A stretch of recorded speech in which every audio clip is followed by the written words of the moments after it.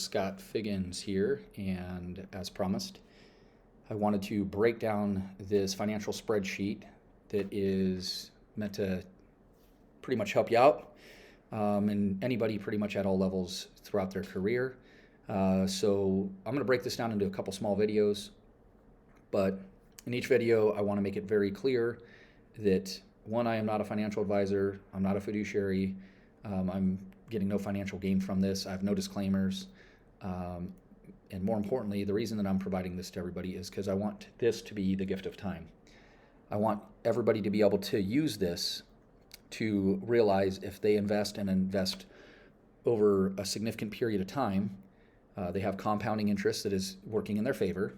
But more importantly, when you invest and you invest aggressively at the beginning of your career, beginning of your life, in the fire service, so to speak, then it will pay exponentially toward the end of your career, hopefully so much so that you will be able to retire earlier than maybe anticipated, or you can at least have options, right? And so to me, that's the gift of time.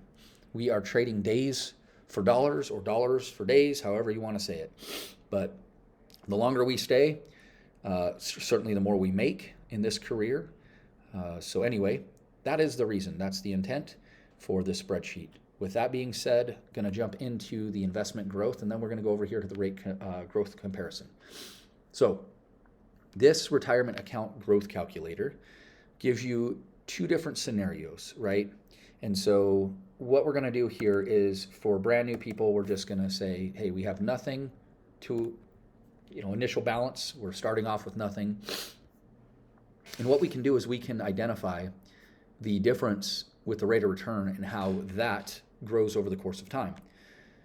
As you see here, let's change that. So as you see here, it's just a difference of 2%. The number of years invested is 10. Monthly investment is $2,000, which would be basically maxing out at $24,000 a year. Certainly you can increase that, but just to show for consistency's sake, that would be $240,000. Your future value would be $365,000. So that investment growth at 8% would be $125,000. Whereas over here, it's going to be $169,600, almost $170,000. You can continue to play with this and then identify, certainly. Let's go with 15 years, and let's go with $1,000. So now if we take this and we say for 15 years I've only invested $1,000, but then I'm going to bring it up here and I'm going to go 346,000, and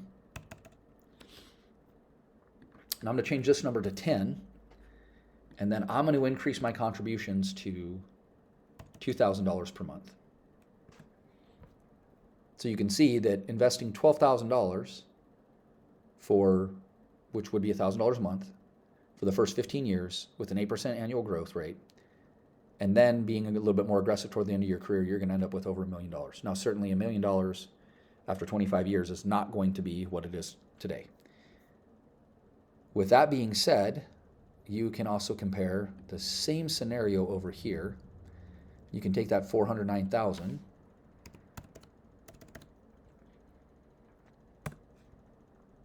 but now I'm going to invest $1,000. In fact, let me go back. And I'm going to say it was, we have nothing here. We have 15 years of investing. There we go. And so we're going to put in $414,000. And then we are going to invest the last 10 years aggressively at that $2,000 mark. So you can see you're dang near $500,000 difference with a 2% rate of return. And so when we talk about investing aggressively, when we talk about having a rate of return, a simple 2% difference over a 25-year career, all things remaining the same, it's worth $500,000 more. So for people who, hey, I'm going to pull my money out and I'm going to invest it conservatively because I think that there's going to be a market crash, or this is going to happen, or that's going to happen. What I can tell you is if you just Google or use any AI software, look at what the S&P 500 has done for the last 30 years, 40 years, 50 years, since 1930. Because I'm telling you, since 1930, it's over 8%. For the last 50 years, we're close to 10%. And for the 40, 50 years, any 7 to 9 year period is going to show gain. And it's exceptionally difficult to predict the ups and downs in the market. So if you just continue to invest and invest aggressively, here's where you're at. Okay, let's move on. This right here would be, as we start to consider all things, and we say, hey, so I want to look like what my money would look like after 10 years of investment.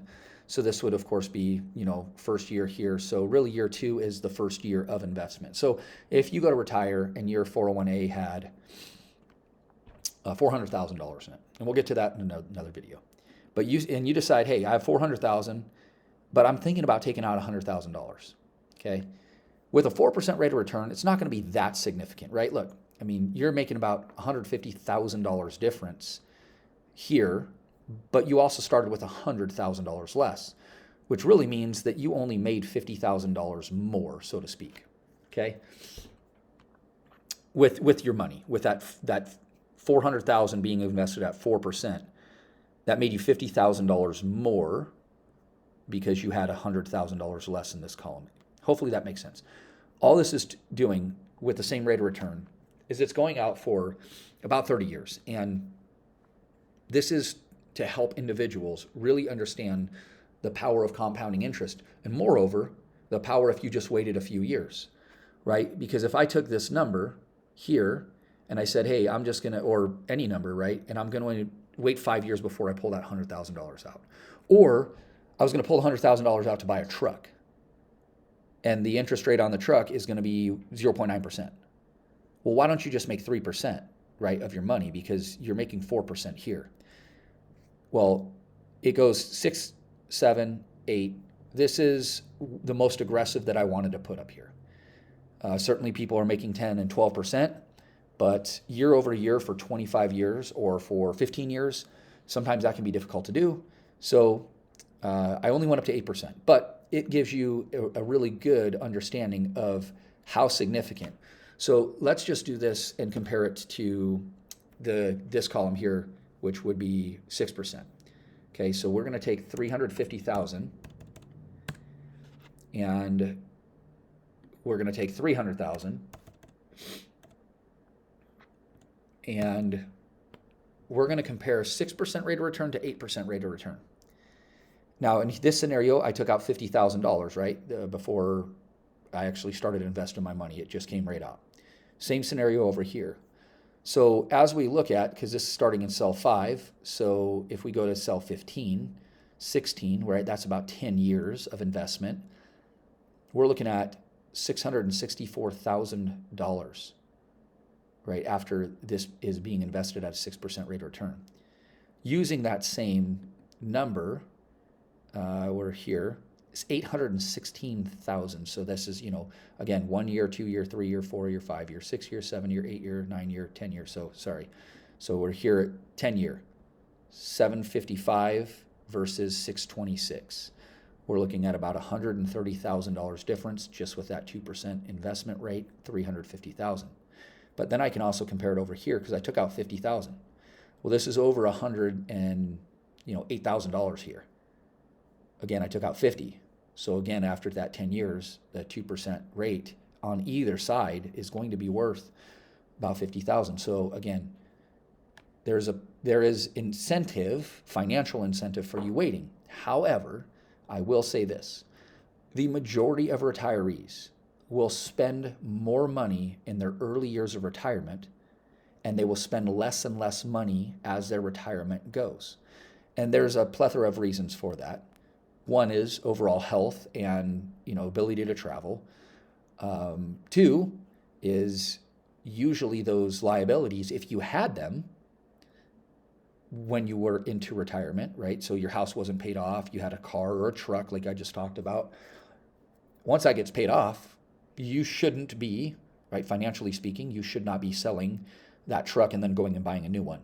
You should keep that truck for an extended period of time And your mortgage is that mortgage, unless you're refinancing, your mortgage is going to stay the same. So that's how we're doing the comparison. Again, you can see how your money looks. For anybody who wants to say, hey, I'm going to invest $350,000, aggressively, and I'm going to hope on, for 10 or 15 or 20 years, and this is going to be my 457, and then I'm going to invest a little bit less aggressively with my 401a, and I've got 350 there, and I've got 350 in the 401a. You can kind of see how that looks, and then we're going to show you the different video here, how this is going to work in your favor as we start to withdraw money while we're still earning money. So hopefully this helps. If you have any questions, comments, concerns, don't hesitate to reach out. Thanks for watching.